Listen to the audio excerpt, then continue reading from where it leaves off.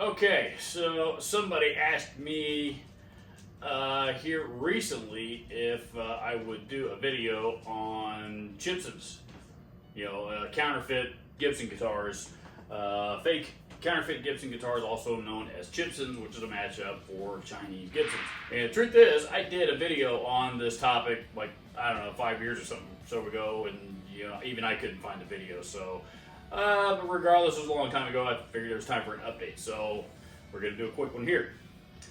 This is a counterfeit Gibson Les Paul Custom. This thing is not authentic. This thing was not built by Gibson. This thing was not built in the USA.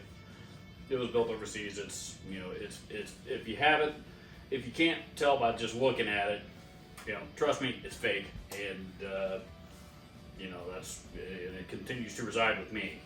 As far as the guitar itself, the pickups have been changed out to Seymour Duncan's. I actually changed the pickups myself. The pickups have actually been changed out, so they are actually authentic USA Seymour Duncan's. So it does sound good. It does play pretty well. Actually plays really well.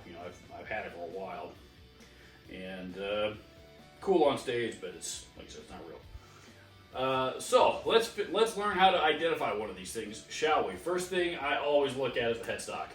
If you look at the headstock, here's a close-up of it.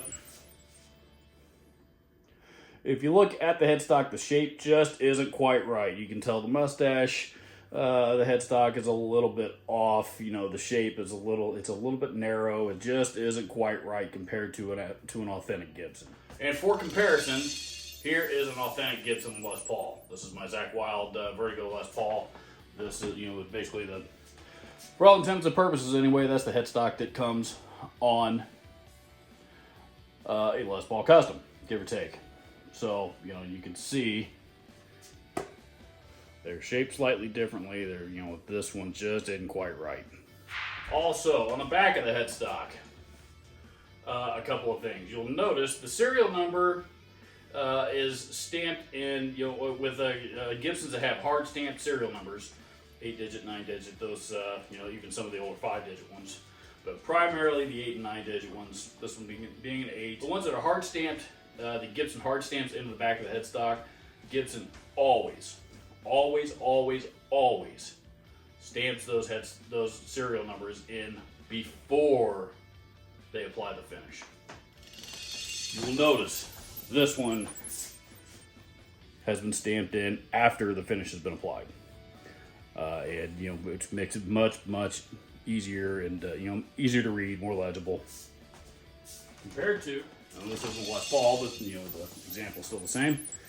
This is my 2016 Gibson Explorer, and you'll notice on the back of this headstock, and again, there's the serial number, but it's been stamped in before. It was stamped in before the guitar was finished. Also, a lot of Gibsons that have painted finishes as opposed to transparent stains. Some of those are a little bit more difficult to read with the naked eye. So you can see how easy this one is to read. If you see a Gibson with this style serial number on the back of the headstock, run like hell, because it's fake. You can spot them a mile away. Also on the back of the headstock, you'll notice the tuners. From a glance, probably from this distance, probably wouldn't be able to tell. I probably wouldn't even be able to tell. However, get up close, and I hope you guys can see this, because I'm shooting this video on my iPhone, and I have the phone facing away from me because I'm trying to use the good camera for this. I'm hoping it's focusing in on stuff it's supposed to be. But if you look at the Grover logos on the back of the tuners here, again, the font, the Grover font itself is just a little bit off compared to what it is on these authentic Grover tulip tuners. So you have, this is correct, this is authentic, these are fake. One last thing that I always look out for is the fretwork and the binding. The binding in particular. On Gibson models that have bound fretboards, obviously like the Les Paul Custom, the frets are always, the binding always goes on after the frets. So the fret ends are actually covered. I'll show you on this guitar. The fret ends are actually covered by the binding on the edge of the fretboard. So when you zoom in close here on this one, you'll notice that the binding covers the edge of all the frets all the way up and down both sides of the neck. And the same is true over here on this side. Bound frets. On a fake one, you'll notice that these frets are not bound. This guitar was fretted after the binding was put on.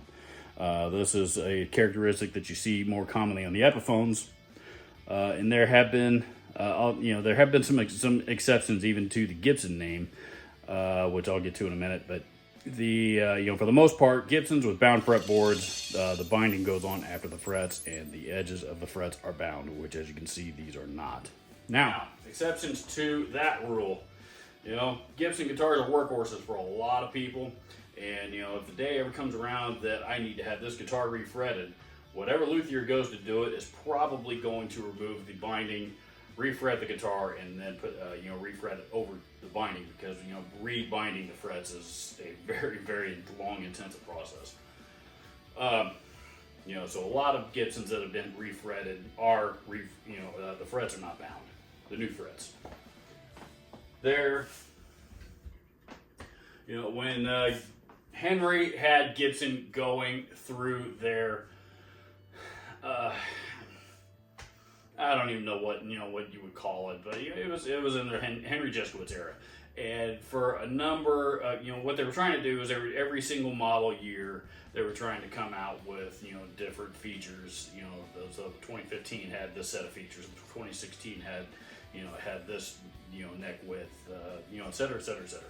And there was a year in there, and I cannot recall for the life of me what year it was, but there was a year that they produced a run of guitars with bound fretboards that the frets were not bound. So it's not like Gibson's ever produced a guitar with frets outside the fretboard binding. They have, but generally speaking, most of those guitars, the frets are bound. So take that into consideration. But so if you happen to run into that, you got a guitar that's up, you see the fret ends are not bound.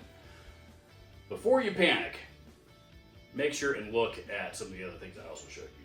The headstock shape, the logo, the Gibson logo itself. The logo itself, you can see, is also a little wonky. The N in particular is is kind of choppy and is not all perpendicular with each other. It just looks cheap compared to the real deal.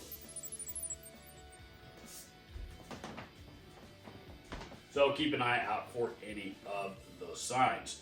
And you can always take pictures of it and put it up on any number of guitar groups on Facebook. There's a lot of people out there that know how to properly identify a Gibson, and can tell you pretty quick if it's real or fake.